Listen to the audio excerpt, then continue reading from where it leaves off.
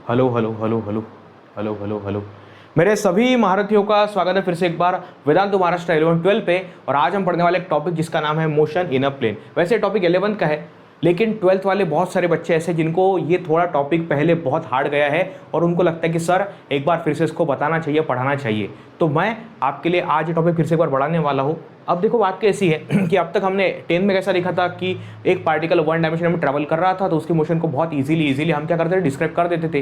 लेकिन यहाँ पर पार्टिकल टू डायमेंशन में ट्रैवल करता है। जैसे मान लीजिए ये पर्सन है, ये बॉय है, ये कोई स्पोर्ट्स पर्सन है, इसने बॉल को फेंक दिया इस तरीके से, तो देखो ये ऐसा पैराबोलिक पाथ कवर कर रहा है ये आपका ऑब्जेक्ट। अभी अगर पैराबोलिक पाथ कवर कर रहा है तो यहाँ पर कैसा होता है, पार्टिकल एक्स डायरेक्शन में ट्रैवल कर रहा है और ये वाई में भी ट्रैवल कर रहा है, दोनों में ये ट्रैवल कर रहा है। अब ऐसे केस में हम क्या करते हैं, ऐसे केस में जब इसको हम डिस्क्राइब करते हैं तो थोड़ा मैथमेटिकल चीज़ें इसके अंदर इन्वॉल्व हो जाती है और वही चीज़ें बच्चों को हार्ड जाती है। तो आज मैं उसी के बारे में बात करने वाला हूँ, इसको हम सिंपल बनाने की कोशिश करते हैं। ओके बेटा, तैयार हो आप सब लोग? पेन पेपर ले लीजिएगा क्योंकि बहुत सारे क्वेश्चन यहाँ पर बनने वाले, तो आप उसको नोट डाउन कर लीजिएगा। राइट, चलिए उसके पहले बाकी सब चीज़ें सही है। यस सब कुछ एकदम सही है। चलिए स्टार्ट करते बहुत बहुत बढ़िया। यहाँ पर वेदांत तो आपके लिए कुछ लेकर के आया है। चलिए वेदांत तो आपके लिए कुछ लेकर के आया है, और कौन सी चीज़ें लेकर के आया है तो आपको बताना चाहता हूँ मैं। यहाँ पर देखिए, सबसे पहले अगर आप 11-12 में MST CT का प्रिपरेशन करना चाहते हो तो हमारे पास में तत्व बुक सीरीज़ है। इसके अंदर फिजिक्स, केमिस्ट्री, मैथ्स, बायो सभी प्रकार के अपने बुक्स है। इसका यूज़ करके आप अपना सीट का प्रिपरेशन बहुत ही आसान सॉर्टेड कर सकते हो। यहाँ पर बहुत सही तरीके से आपको कंटेंट दिया गया है, सिंपल, मीडियम, डिफिकल्ट सभी प्रकार के क्वेश्चन इसके अंदर आपको मिल जाएंगे। बाद में यहाँ पर आप देख सकते हैं कि न्यू बैच है, शौर्य बैच है हमारी। तो ये न्यू बैच जो है वो 11th की पेड बैच है, शौर्य बैच जो है 12th की पेड बैच है। तो इसमें आप 1 ईयर का भी प्लान ले सकते हो, इसके अंदर आप 2 ईयर का भी प्लान ले सकते हो। उसके बाद देख सकते हैं आप यहाँ पे मोरिया बैच जो है वो 12th वालों के लिए, जिसके अंदर हम बोर्ड और MST CT का प्रिपरेशन करवाते हैं 12th वालों का। उसके बाद यहाँ पर आप देख सकते हैं कि किसी भी कोर्स में अगर आप एडमिशन लेना चाहते हो तो उसमें IB सेट की एग्जाम होती है। IB सेट की अगर आप एग्जाम देते हो तो आपको बहुत अच्छे अगर मार्क्स उसके अंदर मिल गए तो हो सकता है कि आपको किसी भी कोर्स में 90% स्कॉलरशिप मिल जाए। इस तरीके से ये IB सेट की एग्जाम काम करती है वेदांतु में। ओके, और अगर आप ऑफलाइन में जाना चाहते हो तो ऑफलाइन में हमारे बहुत सारे सेंटर है। ऑफलाइन में हमारे सेंटर कहाँ पे है तो आप देख सकते हो, यहाँ पे पुणे में PCMC में है, पुणे में स्वारगेट में है, औंध में है, सिंहगढ़ में है। ये से यहाँ पर सारे वेदांतु के सेंटर हमारे हैं। उसके बाद में देखो विदर्भ कर में, देखो विदर्भ में तो अमरावती है, बुल्डाना है, नागपुर है, जळगाव है और फिर अहिल्यानगर। तो यहाँ पर वेदांतु के सेंटर है ऑफलाइन वाले, यहाँ पर भी आप जाकर के एग्जाम दे सकते हो। यहाँ पर भी क्या बोला कि 90% तक आपको स्कॉलरशिप मिल सकती है। उसके लिए आपको IB सेट की एग्जाम देनी पड़ेगी। अगर आप एग्जाम देते हो डेफिनेटली वहाँ पर भी ऑफलाइन सेक्टर में भी आपको 90% तक स्कॉलरशिप मिल सकती है। ओके, ऐसा नहीं कि ऑनलाइन में मिलेगी, ऑफलाइन में भी आपको मिल सकती है। चलिए यहाँ तक सब कुछ क्लियर है। चलिए स्टार्ट करते हैं। तो सेशन में आज हम कुछ चीज़ें पढ़ने वाले हैं। तो क्या पढ़ने वाले देखो ज़रा। सबसे पहले हम बात करते हैं, कुछ चीज़ें हैं यहाँ पर। सबसे पहले हम बात करते हैं किसकी, है ना, सबसे पहले बात करते हैं मोशन की। मीनिंग है ना, मोशन क्या होता है। तो देखिए मोशन एकदम सिंपल सी बात है। देखो मोशन को डिस्क्राइब करने के लिए हमारे पास क्या होता है, देखो यहाँ पर एक पार्टिकल है। ओके, मैं बोलता हूँ कि यहाँ पर एक पार्टिकल है तो उसकी पोजीशन क्या होती है। ओके, मैं अगर यहाँ पर खड़ा हूँ तो कैमरा फिक्स है, तो जब भी हम पोजीशन बताते हैं तो किसी फिक्स पॉइंट से, फिक्स लाइन से बॉडी की हम पोजीशन बताते हैं। मतलब कैमरा से मैं 2 मीटर की दूरी पर हूँ तो ये हो गया मेरी पोजीशन। तो कोई बोलेगा कि मैं कैमरा से लेफ्ट साइड में हूँ तो ये मेरी पोजीशन हो गई। तो इसमें कैमरा क्या हो गया, कैमरा एक फिक्स पॉइंट हो गया। मान लो कि आप जब अपने घर के बारे में बताते हो, अगर आप अपना घर का एड्रेस बता रहे हो तो आप बताते हो कि मैं इस सोसाइटी के मैं साइड में रहता हूँ, मैं इस मंदिर के पास में रहता हूँ, मैं इस दुकान के पास में रहता हूँ। समझ में आ रहा है? तो आपके घर के पास में जो लैंडमार्क है तो आप वो बताते हो और आप उस लैंडमार्क से किसी पर्टिकुलर डिस्टेंस पे आप बताते हो कि मेरा वहाँ पर घर है। तो ये होती है पोजीशन, कि मतलब distance from the fix line and fix point that we called position. Okay, उसको रहता है पोजीशन। अब देखिए यहाँ पे कि अगर मैं मोशन की बात करता हूँ तो मोशन में क्या होगा, मोशन में ऐसा होगा कि change in position with respect to time. अगर पोजीशन टाइम के साथ में बदल रही है तो उसको मोशन बोला जाएगा, है ना। अगर पोजीशन में बदलाव हो रहा है टाइम के साथ में तो उसको क्या बोला जाएगा, मोशन बोला जाएगा। सिंपल सी बात है ना। Motion means the change in position of a body with respect to time. Time के साथ में बॉडी अगर अपनी पोजीशन को बदल रही है तो उसी को हम मोशन बोलते हैं। सिंपल सी बात है। और क्या बोला है, we studied motion along a straight line, है ना, 1 डायमेंशन, है ना। Many real life motions are not limited to the straight path, they occur in the 2 dimension, है ना। देखिए हमने 10th में क्या पढ़ा कि एक सा पार्टिकल लिया, ऊपर फेंका, वो ऊपर जा रहा है, तो उसमें हम सिंगल मतलब वन डायरेक्शनल मोशन उसको पढ़ते थे, वन डायमेंशनल, कि अलोंग वाई जा रहा है और अलोंग वाई नीचे आ रहा है, अलोंग एक्स जा रहा है और एक्स नीचे एक्स पीछे आ रहा है। इस प्रकार से वो उसकी मोशन वन डायमेंशन थी। हमने फ्री फॉल के क्वेश्चन भी बहुत सारे किए थे, फ्री फॉल के क्वेश्चन के ऊपर हमने बहुत सारे न्यूमेरिकल्स भी करवाए थे, तो वो क्या था, वो सब कुछ था वन डायमेंशनल मोशन। लेकिन यहाँ पर टू डायमेंशनल है। जैसे कि आपको मैंने स्टार्टिंग में बताया कि ये जो पर्सन है, ये जो स्पोर्ट्स पर्सन है, उसने बॉल को फेंक दिया, तो ये जो बॉल है वो आगे भी जा रही है और ऊपर भी जा रही है, समझ रहे हो। तो इस ऐसे मोशन को मतलब ये एक्स में भी जा रहा है, वाई में भी ट्रैवल कर रहा है, तो ऐसे मोशन को हम बोलते हैं टू डायमेंशनल। तो रियल लाइफ में बहुत सारे मोशन जो होते हैं वो टू डायमेंशनल होते हैं, है ना। अब देखो मोशन इन अ प्लेन की बात करते हैं। मान लीजिए पार्टिकल अगर मोशन परफॉर्म कर रहा है और वो अलॉन्ग एक्स भी जा रहा है, वाई भी जा रहा है, तो उसको डिफाइन करने के लिए हमारे पास दो कोऑर्डिनेट है, एक्स कोऑर्डिनेट भी है, वाई कोऑर्डिनेट भी है। ओके, क्या बोला है, अगर ऐसी मोशन है जिसके अंदर आपको दो कोऑर्डिनेट लगते हैं पार्टिकल के पोजीशन को बताने के लिए, दिखाने के लिए, समझाने के लिए, तो ऐसी मोशन को हम टू डायमेंशनल मोशन बोलते हैं, है ना। When a particle moves in a such a way that its position changes in two direction, है ना, उसकी जो पोजीशन है वो दो डायरेक्शन में चेंज हो रही है, अलॉन्ग एक्स भी चेंज हो रही है, अलॉन्ग वाई भी चेंज हो रही है, ऐसा। Simultaneously the motion is called the motion in a plane और टू डायमेंशनल मोशन, है ना। एक वो एग्जांपल क्या है कि आप क्रिकेट तो वगैरह देखते हो, ओके, कोई अगर बैट्समैन बॉल को हिट करता है तो बॉल इस तरीके से जा रही है। अगर बॉल इस तरीके से जा रही है तो इस केस में क्या होगा, पार्टिकल जो है वो आगे भी जा रहा है, पार्टिकल जो है ऊपर भी जा रहा है, पार्टिकल आगे भी जा रहा है, पार्टिकल ऊपर भी जा रहा है। ओके, तो इसमें पार्टिकल के मोशन दो डायमेंशन में, एक्स में भी है, वाई में भी है, तो उसको लगेगा motion in two dimension. Okay, ऐसा होता है। बाद में आप देख सकते हैं एग्जांपल क्या है कि motion of a projectile. Projectile मतलब वही होता है, प्रोजेक्टाइल मतलब आप क्या करो, एक ऑब्जेक्ट को लो, उसको इस तरीके से फेंको, तो ये इस तरीके से अगर फेंका जाता है, मतलब ये जो मेरा हाथ है जिस तरीके से मैं इसको फेंक रहा हूँ, तो इसमें पार्टिकल ऊपर भी जाता है और आगे भी जाता है, तो ऐसी मोशन को बोला जाता है प्रोजेक्टाइल मोशन। उसके बाद में देखो motion of a car on a curve road, है ना। कर्व रोड के अलोंग अगर कार मूव हो रही है तो उसमें कार आगे भी जा रही है, और देखो अगर कर्व रोड पे कार ट्रैवल कर रही है, कर्व रोड पे कार अगर ट्रैवल कर रही है तो कार इधर भी जा रही है और इधर भी जा रही है, समझ रहे हो। कर्व रोड पे अगर कार ट्रैवल कर रही है तो ये आपके राइट साइड में भी जा रही है और उसी साथ में वो ऊपर की तरफ भी जा रही है। मतलब अगर मैं अगर गाड़ी चला रहा हूं तो मेरी गाड़ी at the same time right side में भी जा रही है और ऊपर की तरफ भी जा रही है, सामने भी गाड़ी जा रही है और साइड में भी जा रही है, तो ऐसी मोशन को बोला जाएगा टू डायमेंशनल। उसके बाद में क्या बोला, motion of a planet around the sun. Planet अगर सन के अराउंड घूम रहा है, मतलब वो कैसे जा रहा है, वो यहाँ पर अगर सन है और इलिप्टिकल पाथ में अगर प्लैनेट घूम रहा है, तो ये जो प्लैनेट है ये इधर भी जा रहा है और ये आगे भी जा रहा है, समझ रहे हो। तो ये हो गई टू डायमेंशनल मोशन। तो ये एक्स भी जाता है, वाई भी जाता है, एक्स भी जाता है, वाई भी जाता है, तो ऐसे मोशन को बोलते हैं हम टू डायमेंशनल मोशन। और क्या बोला है देखो यहाँ पे, ओके, तो यहाँ पर हमें वेक्टर की क्या जरूरत पड़ती है ना। वेक्टर की हमें क्यों जरूरत पड़ती है कि जब हम मोशन इन द प्लेन की बात करते हैं तो हमें वेक्टर की जरूरत पड़ती है। तो वो वेक्टर कौन कौन से है, तो यहाँ पर आप देख सकते हैं कि for describing the motion in the plane physical quantities must include, है ना। अगर मोशन को मुझे डिस्क्राइब करना है तो मेरे पास में फिजिकल क्वांटिटी होनी चाहिए। जैसे मैं बात करूँ कि अगर वेक्टर की मैं बात करता हूँ, वेक्टर के अंदर क्या होता है, वेक्टर के अंदर दो चीज़ें होती है, वेक्टर के अंदर दो चीज़ें होती है, एक होता है उसके अंदर मैग्नीट्यूड, है ना। वेक्टर के अंदर दो चीज़ें होती है, एक होता है उसके अंदर, वेक्टर की अगर मैं बात करता हूँ तो उसके अंदर क्या होता है, उसके अंदर मैग्नीट्यूड भी होता है, उसके अंदर डायरेक्शन भी होता है। उसके अंदर क्या होता है, मैग्नीट्यूड भी होता है, डायरेक्शन भी होता है, ऐसे दोनों चीज़ें यहाँ पर होती है ना।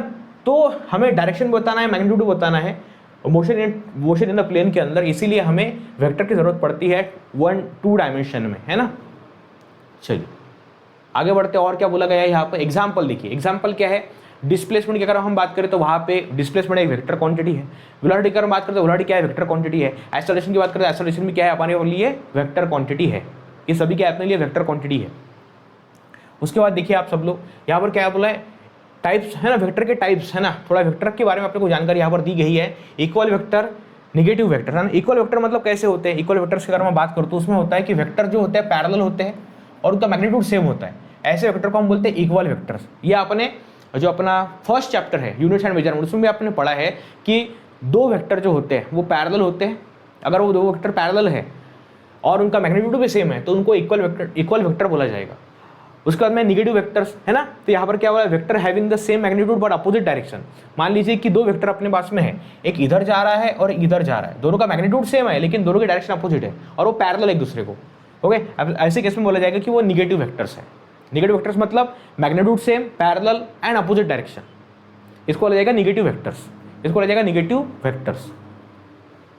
उसके बाद में देखो यहाँ पे है ना, यहाँ पर देखो नेगेटिव वेक्टर है ना, अगर ए का नेगेटिव वेक्टर अगर बोला जाए तो कैसे लेके जाए, माइनस है ना, मतलब ए का नेगेटिव वेक्टर अब बोला है तो मुझे इसको माइनस ए वेक्टर बोलना पड़ेगा, है ना, निगेटिव ऑफ ए, है ना, निगेटिव मतलब ए जो है निगेटिव ए के बराबर है, क्योंकि ए जा रहा है इधर और दूसरा जो ए है वो इधर जा रहा है। समझ में आ रहा है? मान लीजिए कि ए और बी निगेटिव वेक्टर्स अगर है, समझ में आ रहा है कि यहाँ पर ए है और उसका निगेटिव वेक्टर है बी, तो बी का वैल्यू क्या हो जाएगा, बी का वैल्यू हो जाएगा कि निगेटिव ऑफ ए वेक्टर का निगेटिव फॉर्म, तब इसको हम लिख सकते हैं। मैग्नीट्यूड सेम रहेगा, पैरेलल रहेंगे लेकिन अपोजिट डायरेक्शन में वो रहने वाले। ओके, अब क्या बोला, जीरो वेक्टर। जीरो वेक्टर मतलब क्या, इसका मैग्नीट्यूड जीरो है, वो जीरो वेक्टर, इसका कोई मैग्नीट्यूड ही नहीं है, उसको जीरो वेक्टर बोला जाएगा। आ रहा है समझ में?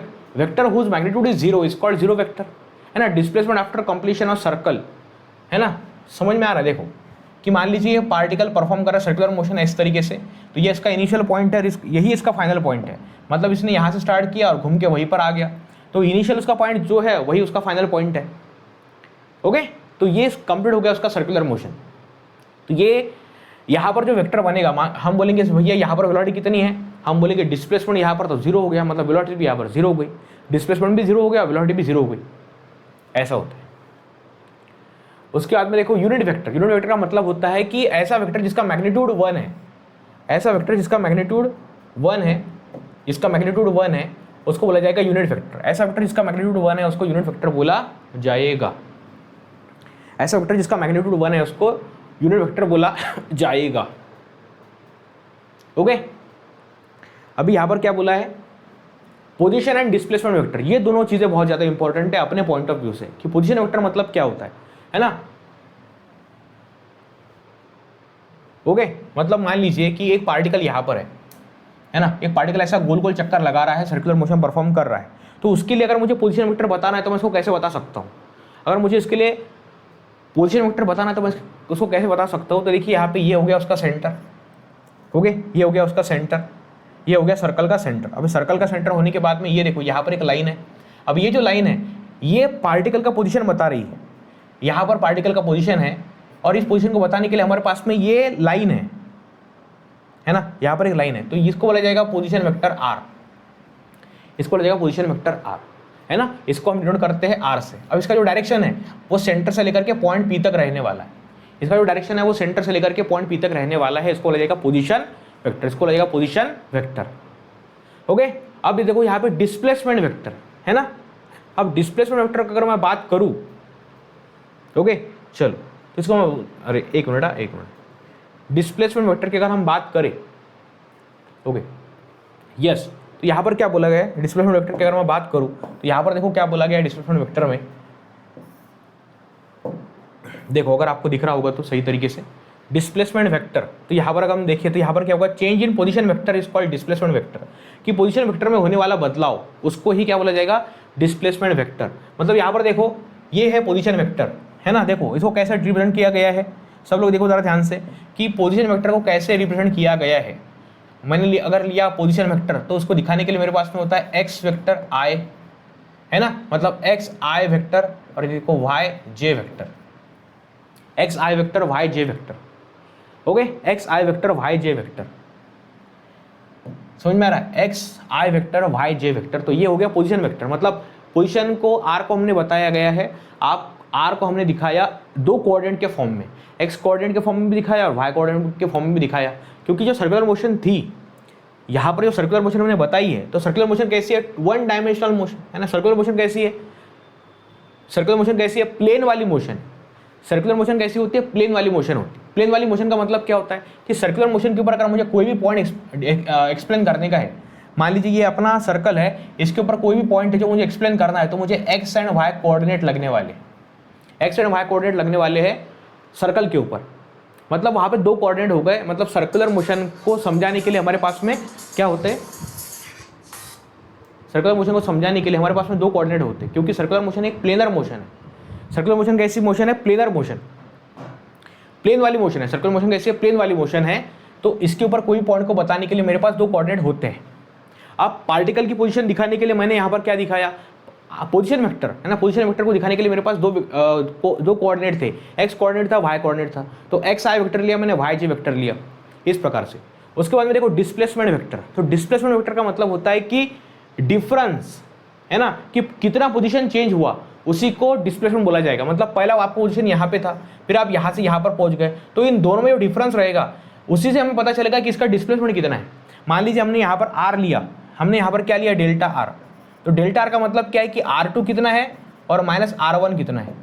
R2 माइनस R1 मुझे करना पड़ेगा। अगर मैं R2 माइनस R1 करता हूँ तो ये मुझे क्या बता रहा है, R2 माइनस R1 मुझे क्या बता रहा है कि कितना चेंज हुआ पोजीशन में बता रहा है। ओके, तो अगर R1 की है, देखो यहाँ पे ये थोड़ा सा यहाँ पर रिप्रेजेंटेशन का पार्ट आ जाता है जहाँ पर बच्चे गड़बड़ करते हैं। रिप्रेजेंटेशन का पार्ट कैसा होता है, देखो रिप्रेजेंटेशन, देखो यहाँ पर कैसा होता है रिप्रेजेंटेशन। तो यहाँ पर देखो मैं R1 की बात करता हूँ, R1 वेक्टर, इसकी मैं बात करता हूँ। तो यहाँ पर मैं लेता हूँ x, इसको मैं लेता हूँ x1 i वेक्टर, और यहाँ पर मैं लेता हूँ y1 j वेक्टर, है ना, x1 y1, है ना, x1 y1। यहाँ पर मैंने x1 i वेक्टर लिया, y1 j वेक्टर लिया। उसके बाद में मैं यहाँ पे R2 लेता हूँ। तो R2 में क्या लेता हूँ मैं, यहाँ पे x2 i वेक्टर लेता हूँ मैं, प्लस यहाँ पर मैं y2 j वेक्टर लेता हूँ। आ रहा समझ में, ऐसे प्रकार R1 होता है, R2 होता है।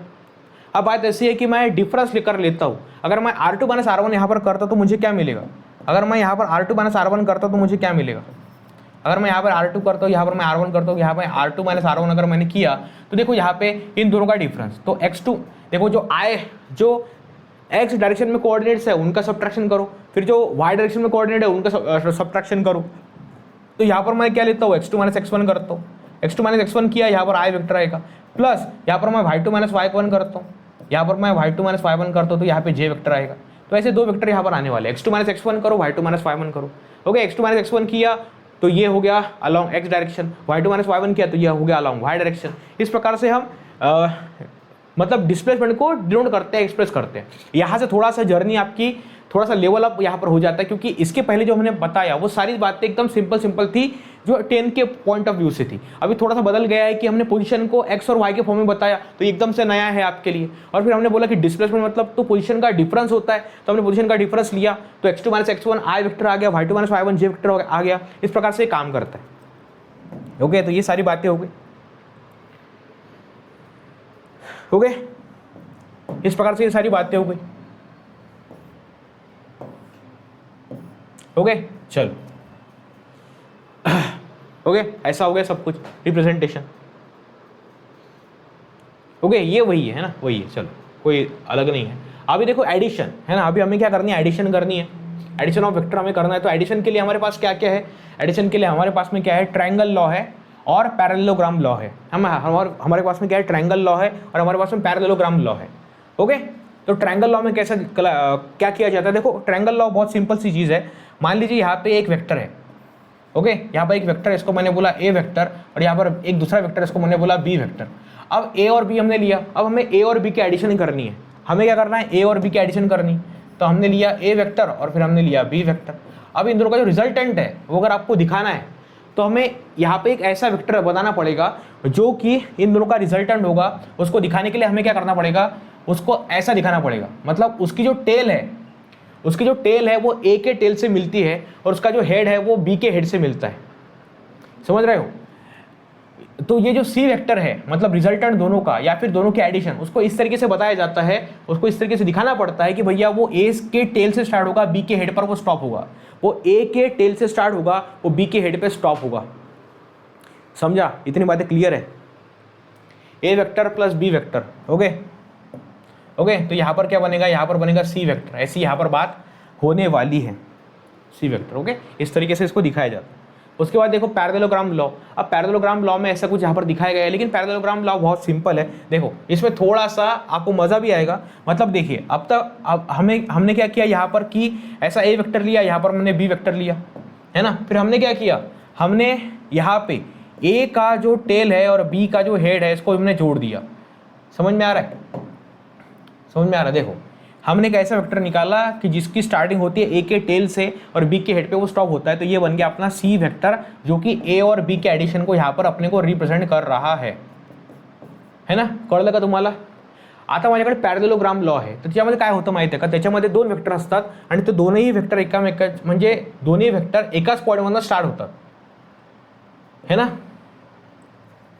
म्हणजे पहा अशा प्रकारे असतात ते की हा एक वेक्टर आहे आणि हा एक वेक्टर आहे, हे दोन्ही एकाच पॉईंटमधनं निघालेले आहेत, है ना, म्हणजे त्याला को इनिशियल वेक्टर म्हणतो आपण. को इनिशियल मतलब ज्याची सुरुवात एकापासून झालेली आहे तो को इनिशियल वेक्टर लिहिला मी.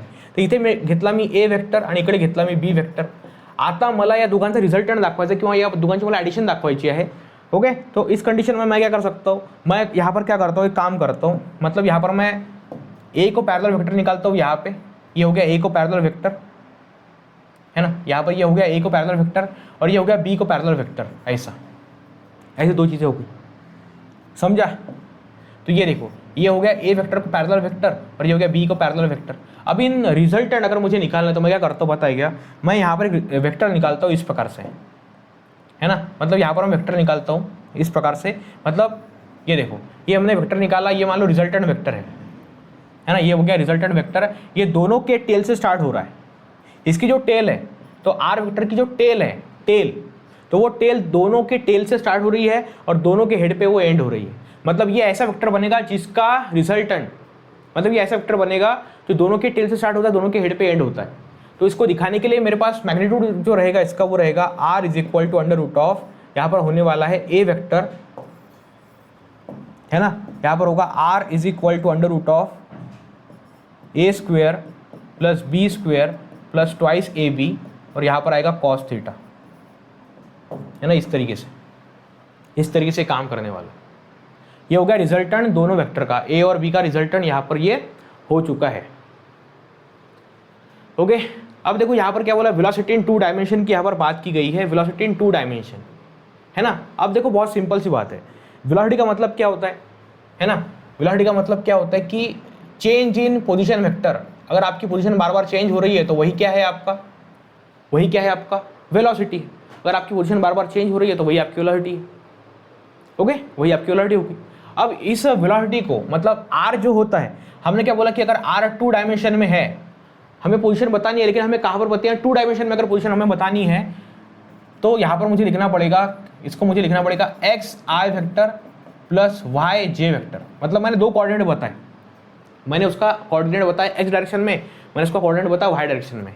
तो एक्स आई हो गया, वाई जे हो गया, है ना. इस प्रकार से अपना आर हो गया. अब इस केस में हमें दिखानी है वेलोसिटी, इस केस में हमें वेलोसिटी निकालनी है. तो मैं क्या करता हूँ, पोजीशन वेक्टर का डेरिवेशन निकालता हूँ, है ना. मैं क्या करता हूँ, पोजीशन वेक्टर का डेरिवेशन करता हूँ मैं यहाँ पे D by D T of position vector.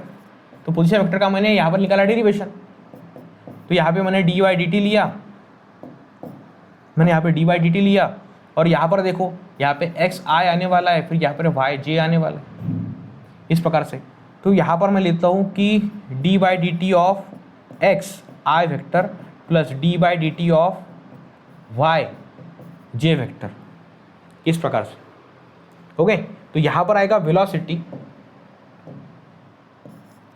आएगा, तो ये आएगा V X I vector plus V Y J vector. समझ में आ रहा है, मतलब velocity along X direction, velocity along X direction, velocity along Y direction. मतलब वेलोसिटी अगर एक्स डायरेक्शन में चेंज होती है तो उसके बारे में बात करते हैं, और वेलोसिटी अगर वाई डायरेक्शन में चेंज होती है उसके बारे में भी हमें बात करनी पड़ती है, क्योंकि ये 2 डायमेंशनल मोशन चल रही है.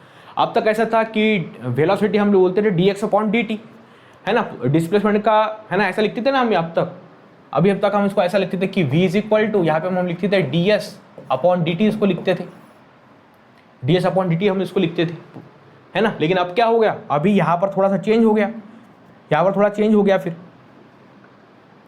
थोड़ा यहाँ पर चेंज हो गया, है ना. V X I vector V Y J vector, इस तरीके से आ रहा है समझ में. तो यहाँ पर वेलोसिटी ds अपॉन dt करते थे, काम अपना हो जाता था कि डिस्प्लेसमेंट को टाइम के साथ में डिफरेंशिएट करो, वेलोसिटी मिल जाएगा. लेकिन यहाँ पर वेलोसिटी 2 तरीके से बदल रही है, वेलोसिटी अलॉन्ग एक्स डायरेक्शन अलग है, वेलोसिटी अलॉन्ग वाई डायरेक्शन अलग है. तो ऐसे केस में हमें दोनों फॉर्म उसके लिखने पड़ते हैं, दोनों उसके कंपोनेंट मुझे लिखने पड़ेंगे. मुझे वेलोसिटी का एक्स वाला कंपोनेंट भी लिखना पड़ेगा, मुझे वेलोसिटी का वाई वाला कंपोनेंट भी लिखना पड़ेगा. इवन जो पोजीशन वेक्टर है उसका भी मुझे एक्स वाला कंपोनेंट लिखना पड़ेगा, उसका मुझे वाई वाला कंपोनेंट लिखना पड़ेगा. अगर पोजीशन वेक्टर का एक्स और वाई वाला कंपोनेंट है तभी उस केस में वेलोसिटी का एक्स और वाई वाला कंपोनेंट निकलेगा. ऐसी यहाँ पर सिंपल सी बात है. ओके, आगे बढ़ते हैं, क्या बोला है यहाँ पे देखो जरा, यहाँ पर देखो मोशन वेलोसिटी इन 2 डायमेंशन, है ना, समझ में आ रहा है। यहाँ पर क्या है, वेलोसिटी इन 2 डायमेंशन, यस। तो यहाँ हाँ वही, ओके, थोड़ा सा मुझे लगता है फिर से एक बार पेज आ गया वो, कोई बात नहीं, आगे बढ़ते हैं।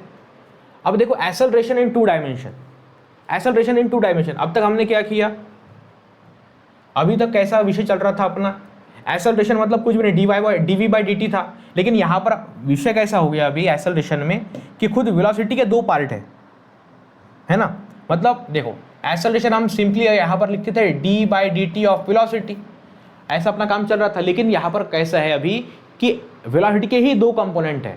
मतलब मुझे यहाँ पर लिखना पड़ेगा कि अगर वेलोसिटी की बात मैं करूँ तो वेलोसिटी के 2 कंपोनेंट है, एक है अलोंग एक्स डायरेक्शन और एक है अलोंग वाई डायरेक्शन, एक है अलोंग एक्स डायरेक्शन, एक है अलोंग वाई डायरेक्शन, ऐसी बात है, ओके ऐसी बात है। तो बेटा बात इसको अगर मैं देखूं तो V X I plus V Y J, तो इसमें मुझे लिखना पड़ेगा D by D T of V X I vector plus यहाँ पर मैं लिखता हूँ D by D T of V Y J vector, V Y J vector, है ना, ऐसा हो वी वाई जे वेक्टर, ऐसी यहां पर बात होती है। V X I vector V Y J vector, समझ में आ रहा है। अब इस केस में क्या होगा, यहां पर मुझे मिलेगा एक्सेलरेशन, यहां पर मुझे मिलेगा एक्सेलरेशन अलोंग एक्स डायरेक्शन और यहां पर मुझे मिलेगा acceleration along Y direction. Okay, इस तरीके से मुझे इक्वेशन मिलने वाला है, इस तरीके से यहां पर मुझे इक्वेशन मिलने वाला है। ओके चलो ठीक है, यहां तक क्लियर हो गया।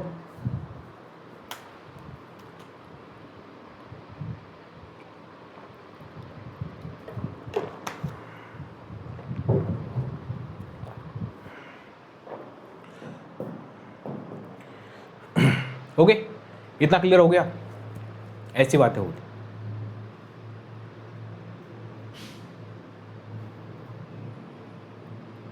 ओके चलो ये हो गया। अभी देखो प्रोजेक्टाइल मोशन है ना, प्रोजेक्टाइल मतलब देखो कि मतलब हमने बुलेट को फायर किया है ना, वाटर फ्रॉम फाउंटेन, उसके ये सारी बातें, uniform velocity, uniform acceleration due to gravity, okay ये सारी बातें थी। ओके आ रहा है समझ में।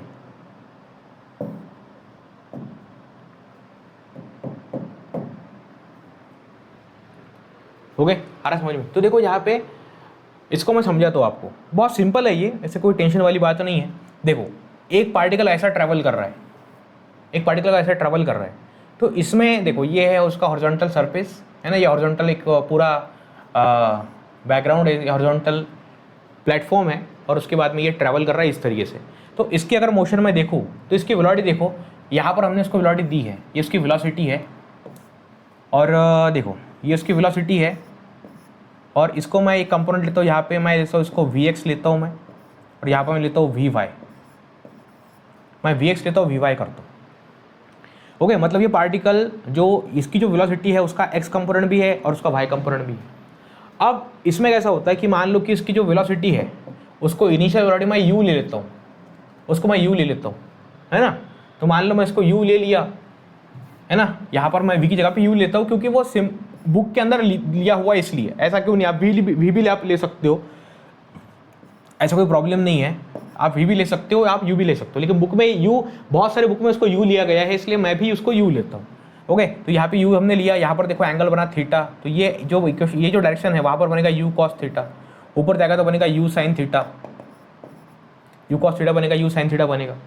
अब ये मान लीजिए कि यू कॉस थीटा वाला कंपोनेंट है, तो यू कॉस थीटा वाला कंपोनेंट जो है वो कांस्टेंट रहता है, यू कॉस थीटा वाला कंपोनेंट कांस्टेंट रहता है और जो यू साइन थीटा होता है वो कैसा होता है, चेंज होता है। मतलब देखो ये जा रहा है यू साइन थीटा और ये जा रहा है यू कॉस थीटा, ये बन गया यू कॉस थीटा बन गया अपना और ये बन गया अपना यू साइन थीटा। तो यू साइन थीटा जा रहा है ऊपर, यू कॉस थीटा जा रहा है आगे की तरफ, तो यू साइन थीटा ऊपर जाता है। अब ऊपर जाता अगर है तो ये अगर ऊपर जा रहा है तो उसको अपोज करता है ग्रेविटी, ये अगर ऊपर जा रहा है तो उसको ग्रेविटी अपोज करता है। ओके और ये साइड में जा रहा है तो उसको ग्रेविटी अपोज नहीं करता। जब तक ये ट्रैवल कर रहा है अलॉन्ग हॉरिजॉन्टल डायरेक्शन तो यू कॉस थीटा का वैल्यू चेंज नहीं होता। यू कॉस थीटा का वैल्यू चेंज होता है क्या, नहीं, लेकिन यू साइन थीटा का वैल्यू चेंज होता है। है ना। हमने देखा है ना इक्वेशन में, देखो हमने एक पार्टिकल को यहाँ से लॉन्च किया तो यहाँ पर उसकी वेलोसिटी समझो 100 है, तो ऊपर जाने के बाद में हाईएस्ट पॉइंट पर उसकी वेलोसिटी 0 हो जाती है। मतलब जब पार्टिकल वर्टिकल ट्रैवल करता है ना तो ग्रेविटी उसके अगेंस्ट काम करती है। तो अगर ग्रेविटी उसके अगेंस्ट काम कर रही है तो एक्सेलरेशन डाउनवर्ड एक्ट कर रहा है, तो उसकी वेलोसिटी धीरे धीरे कम होती जाती है। ओके, मतलब यू साइन थीटा ऊपर अगर एक्ट होगा, यू साइन थीटा पार्टिकल को ऊपर लेके जा रहा है तो उसकी वैल्यू धीरे धीरे कम होने वाली। ओके, मतलब इस पॉइंट पर जाते जाते यू साइन थीटा की वैल्यू 0 हो जाती है और इसके बाद में उसकी डायरेक्शन बदल जाती है। मतलब यू साइन थीटा की वैल्यू यहाँ पे डायरेक्शन बदल जाएगी। समझ में आ रहा है? मतलब देखो यहाँ पर कैसा रहेगा, ये पार्टिकल ऐसा ऊपर जा रहा था, अब ये पार्टिकल ऐसा नीचे जाएगा। नीचे जाएगा तो इसके दो कंपोनेंट यहाँ पर बनेंगे, यू कॉस थीटा और यू साइन थीटा यहाँ पर बनेगा तो वो नीचे आएगा, यू साइन थीटा यहाँ पर नीचे आने वाला। ऐसा पहले वो ग्रेविटी के अगेंस्ट ऊपर जा रहा था, अभी वो नीचे आएगा तो ग्रेविटी के साथ में नीचे आएगा। मतलब यू साइन थीटा और ग्रेविटी दोनों नीचे ही एक्ट करने वाले, इस तरीके से काम कर रहा है। ओके, तो यू साइन थीटा धीरे धीरे कम होता है, यू साइन थीटा धीरे धीरे बढ़ता भी है। ओके, लेकिन यू कॉस थीटा जो होता है वो कांस्टेंट रहता है पूरी जर्नी में। तो इसके ऊपर से कुछ इक्वेशन तैयार हो जाते हैं यहाँ पे, इसके ऊपर से यहाँ पे इक्वेशन कुछ तैयार हो जाते हैं। जैसे हॉरिजॉन्टल कंपोनेंट है ना, अगर मैं यहाँ पर लेता हूँ वेलोसिटी का हॉरिजॉन्टल कंपोनेंट, ओके,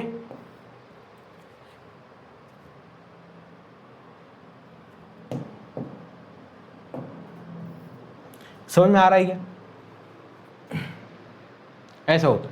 तो देखो ux मैंने लिया है ना, यहाँ पर मैंने लिया ux और इसको बोला है u cos थीटा। मतलब ये वेलोसिटी का x डायरेक्शन में कंपोनेंट हो चुका है। uy की अगर मैं बात करता हूँ तो अगर मैं uy की अगर मैं बात करता हूँ उसमें बनेगा u ऑफ साइन थीटा, ये बनेगा u ऑफ साइन थीटा। तो ये जा रहा है ऊपर की तरफ। उसके बाद देखो यहाँ पे x है ना, यहाँ पर अगर मैं x की बात करता हूँ तो देखो x की बात करता हूँ मैं यहाँ पे, तो डिस्टेंस कितना ट्रैवल किया है ना अलॉन्ग हॉरिजॉन्टल डिस्प्लेसमेंट कितना है। हॉरिजॉन्टल डिस्प्लेसमेंट की बात हो रही है यहाँ पे कि मतलब देखो u cos थीटा आपकी स्पीड है और आप t है ना, u cos थीटा आपकी स्पीड है और आप t इतने समय के लिए हवा में तैर रहे थे। तो यहाँ से लेकर के यहाँ तक ये जो पॉइंट है, तो ये पूरा टाइम t में आपने कवर किया हुआ डिस्टेंस है। तो अगर ये मुझे डिस्टेंस निकालना है तो मुझे क्या करना पड़ेगा, मुझे लेना पड़ेगा यहाँ पर, अगर मुझे डिस्टेंस निकालना है तो मुझे क्या करना पड़ेगा, u cos थीटा मतलब वेलोसिटी इनटू टाइम लेना पड़ेगा, है ना। u cos theta velocity into मुझे टाइम लेना पड़ेगा, सिंपल सी बात है। u cos थीटा लिया मैंने, इनटू टाइम लिया। क्लियर है बात क्लियर हो गई? आ रहा है समझ में सब लोगों को? सबको समझ में आ रहा है? क्लियर हो गई बात? हो गए यहाँ तक क्लियर हो गया सब लोगों को? अब देखो वर्टिकल डिस्प्लेसमेंट की अगर मैं बात करूँ तो इसमें कैसा होता है कि ये ऊपर जा रहा है ना, तो देखो इन्होंने यहाँ पर इक्वेशन यूज़ किया, कौन सा वाला, वो अपना सेकंड इक्वेशन ऑफ मोशन इन्होंने यूज़ किया है। यहाँ पर क्या यूज़ किया है, सेकंड इक्वेशन ऑफ मोशन इन्होंने यहाँ पर यूज़ किया है, सेकंड इक्वेशन ऑफ मोशन।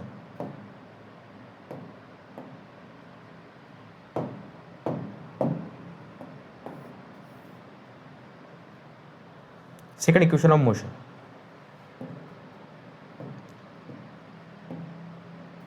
ये हो नहीं रहा है क्या सिलेक्ट? एक मिनट, हाँ एक मिनट ये हो नहीं रहा था, डिलीट यहाँ से, हाँ हो गया। एक मिनट मैं आपको समझाता हूँ। हाँ चल हो गया, अभी हो गया। तो हमारा ये चल रहा था कि y कि मान लीजिए आप पार्टिकल अगर ऊपर आपने फेंक दिया तो उसकी जो वेलोसिटी है वो u साइन थीटा है, उसकी वेलोसिटी u साइन थीटा हो गई। अब ये ऊपर जा रहा है नीचे भी आ रहा है, ऊपर जा रहा है नीचे भी आ रहा है ना, तो इसकी वेलोसिटी क्या होती है, v इज इक्वल टू, है ना, इसको मैं बोलता हूँ कि s है ना, displacement is equal to ut plus half at square, ऐसा यहाँ पर होता है ना। तो यहाँ पर s होता है, ut की अगर मैं बात करता हूँ ut है ना, यहाँ पर मैंने u लिया। अब इनका कहना है कि हम u साइन थीटा लेना है, u की जगह पे क्या लेना है, u साइन थीटा, क्योंकि ऊपर जा रहे हो ना, तो यहाँ पे लेना है u साइन थीटा। टाइम तो टाइम रहेगा और एक्सेलरेशन ग्रेविटी नीचे एक्ट हो रहा है। यहाँ पर मैंने लिया 1/2, यहाँ पर मैंने लिया g और यहाँ पर आएगा t का स्क्वायर, है ना, u sine theta t minus 1/2 gt का स्क्वायर।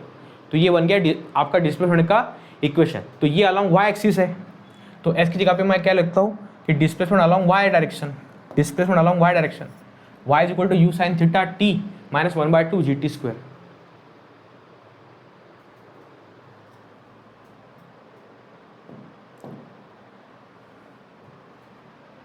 हो गया, ऐसा होता है।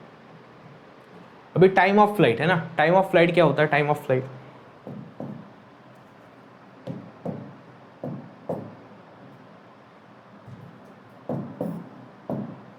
हो गई, टाइम ऑफ फ्लाइट है ना। टाइम ऑफ फ्लाइट मतलब देखो कि पार्टिकल, आपने पार्टिकल को लॉन्च किया तो कितने देर तक वो हवा में था, that we call time of flight.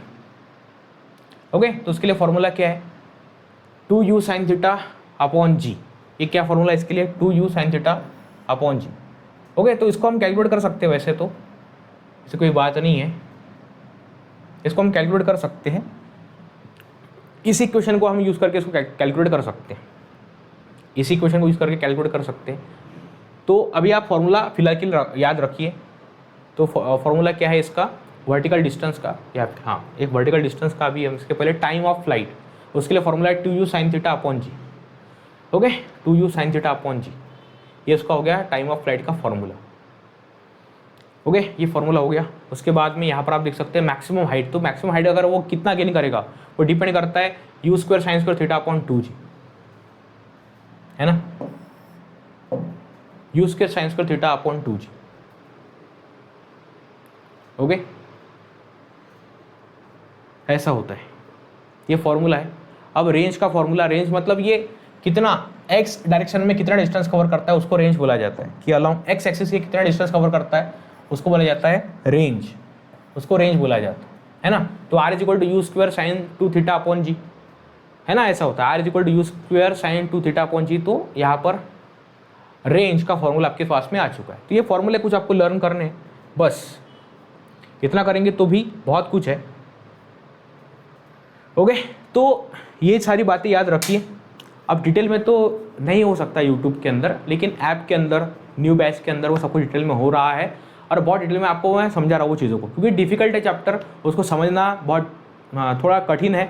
Physics में चीज़ें ऐसी है कि जब जो हमने 10th में कुछ भी नहीं पढ़ी थी और एकदम से वो नई चीज़ें आपके सामने आती है तो बच्चा डर जाता है, कन्फ्यूज हो जाता है, और क्वेश्चन तो बहुत ही भयानक होते हैं, क्वेश्चन बहुत डिफिकल्ट होते हैं, और क्वेश्चन में लेवल नहीं होता। मतलब यहाँ पर एक क्वेश्चन है तो ये पहले टाइप का क्वेश्चन हो गया, यहाँ पर क्वेश्चन दिया गया एकदम दूसरे टाइप का क्वेश्चन है, दोनों में कोई भी सिमिलरिटी नहीं है। तो इस केस में बच्चों को ऐसा लगता है कि अरे मुझे नहीं आ रहा है, तो ऐसा चिंता करने की आवश्यकता नहीं है, धीरे धीरे आपको सारी बातें क्लियर हो जाएगी। 11th में बहुत सारे बच्चों को 3 महीने का समय लगता है, 2 या 3 महीने का, कि सेटल होने की कि इसके अंदर हो क्या रहा है। तो ऐसी बात है, तो थोड़ा समय लगता है, लेकिन चिंता करने की आवश्यकता नहीं है। 11th में तो आपको कोई बोर्ड के एग्जाम नहीं है, जो आपकी एग्जाम है वो 12th में है, और 12th की MST-CD के एग्जाम में पूरा 12th का ही सिलेबस आता है 80%, और 11th का 20% ही आता है। इसीलिए 11th का सारा सिलेबस करना है क्या, तो ऐसी आवश्यकता नहीं है, लेकिन हर चैप्टर से बेसिक चीज़ें करनी है। तो ये बात याद रखिए। मिलते हैं नेक्स्ट वीडियो में। Thank you so much, bye bye and take care.